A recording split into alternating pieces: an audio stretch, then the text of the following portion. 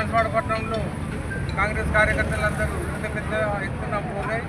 రాజీవ్ గాంధీకి బర్త్డే విషయం చెప్పినందుకు ప్రతి ఒక్క కాంగ్రెస్ కార్యకర్తకు నేను ధన్యవాదాలు తెలియజేస్తున్నాను.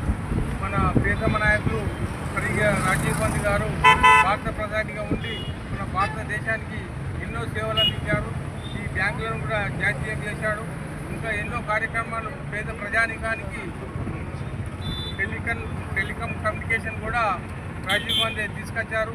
ఆయన ఉన్నప్పుడు మన భారతదేశం ఎంతో ప్రపంచంలోనే చాలా ముందడుగు నడిచింది.